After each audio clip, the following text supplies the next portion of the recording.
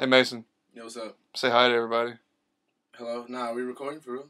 No, we're not recording. Alright. Nah, man, don't be recording, bro. No, I was just trying to check the lighting and everything.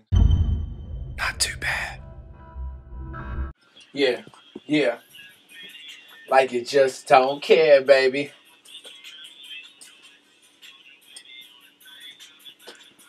Baby girl, this so right. Relax and stay the night. If you play your card. What is this dude, man? Okay, stop this, bro. Oh, wow. I don't know. Oh, we are recording. Okay, cool. What's up, everybody? Jackson here. With Mr. Mace. He's working on a little solo project today. Borrowed the studio. Anyways, another episode of Not Too Bad Studio Tips. Our goal. Oh my god. Yeah, keep rolling, Jackson. Don't stop it. Don't stop it. You're in the eye of the storm. All right, fuck it. Uncensored. Our goal here is to help out amateur, novice level producers and engineers. This episode again is brought to you by Onnit.com. That's ONNIT.com, the makers of Alpha Brain. And also, hey, toss me that. Today we are taking. What are we taking there? Which one? Where's that? The pill bottle. Oh. Yeah. Today me and Mason are taking New Mood. You're supposed to take it before you go to bed, I think. But we took it, and now I feel like I want to go to bed. I feel very relaxed. It's got the tryptophan in it. It's just like kind of like turkey, but like a higher dosage, I think. It just really relaxes you. Everybody thinks it's like ecstasy or something. It's not ecstasy. That's like a nice hot glass. It's not ecstasy. Yeah. Mason thought he was gonna be like sweating in the corner, but now he's just tired. Yeah. Anyways, but yeah, use if you want to get some of it, use promo code VOLTS. That's VOLTS, and you can get 10% off any order. For real? Wait, what was that code again? So that way, I didn't get it. What was it again? It's VOLTS. VOLTS. Oh, okay, cool. Now let's pop open the email. Let's get to our questions. Okay. Let's pop open the email. All right, cool. Today's question is from David, and he's in Houston. He says he wants to expand his instrument arsenal or whatever, and he's wondering if you should go like the hardware route or the software route. My answer to that would be depends on what you're using it for, I guess. Or actually, no, not really. I mean, yeah, it does.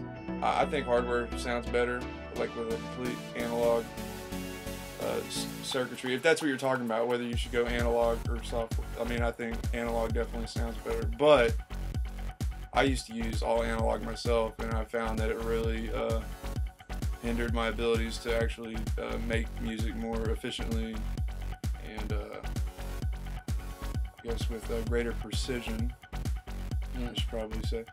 Because, I mean, you could go back later, and if you don't like something, you could tweak however you'd like, and after the fact, and, if you're just recording analog synthesizers or whatever, then that's pretty much set in stone, so you can't go back after the fact and change it. Also, so you're saying that the hands-on hardware takes a lot of the being able to go in and modify after the fact, like you can't do a lot of that with the hardware. Yeah. Okay. Some of us aren't as tech savvy, so I was just trying to, Well, I mean, not necessarily. I guess there's ways to set up your hardware to where you can save your presets. Okay.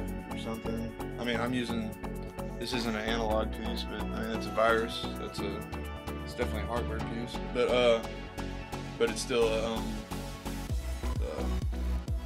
I guess a VA, a virtual analog synthesizer. But yeah, that's stuff. But I mean, I don't use it that much anymore because digital like software plugins don't have to, or software instruments don't have to sound bad. I don't think. Lately, I've been using like Razer. I like Razer. Messing around with Fab Filters Twin 2. I think that's got some pretty cool, and it's laid out. If you're a novice, which hopefully you are, listening to this, some of those virtual instruments are laid out a lot better for you to understand, and you really dive in and get some more powerful sounds that way, I guess. Okay. Well, can I Yes, you elaborate can. on that question? No. So say there's people out there, because there are a lot of diehard fans of have the analog equipment. Yeah, the old vintage.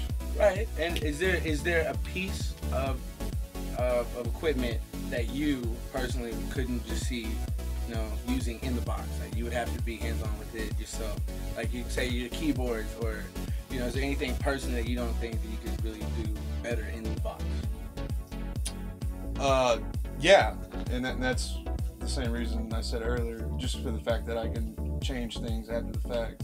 That's like, even though it may sound better, and it probably does, I mean, just the fact that it's more versatile is what makes it more appealing to me to work entirely in the box, for the most part. Sometimes I still record, you got your vocals, you got your like auxiliary percussion instruments maybe you want to add in, or maybe there's a patch that you want to, that you worked on one of your hardware things. But I mean, I think working just with hardware is just not very productive these days, Mason. All right. Well, Not very productive. And I'm gonna say it. And there's a lot of analog gearheads out there that swear by it, and they probably hate me for saying so. But what did we just learn?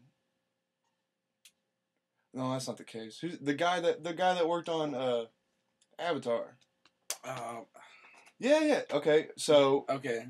Since we're talking about analog versus software, or hardware versus, the question wasn't too detailed, so I guess I'll try to encapsulate it all into one. Analog is hardware, but the guy that worked on, his name is Simon. I forget his last name. He worked on Titanic and Avatar. He did the soundtrack for James Cameron on both. On Titanic, he had all hardware, and he said 2 tons worth. 2 tons. 2 tons. So to do the soundtrack, he just all the hardware combined. I don't know if they weighed it. That's kind of stupid. I don't know. Why would they do that? Why would they weigh it? But he said it was 2 tons worth, and when he got to Avatar, he used only a Mac Pro only. And did the whole soundtrack for the movie in the box, like in the box. Okay. In the box. Times are changing, guys, and you old geezers out there, y'all need to step on board, man. Times are changing, okay? We got these wonderful computers. Let's use them to our advantage. Okay. Oh, and it's cheaper. Let's just say that. If you're trying to go down, if you're trying to decide which route to go down, and it's one or the other, go for the software route. There's always a new product coming out, and it's it'll be like $100, and it's fun. You can download it, pay for your license or whatever, and you can mess around with it.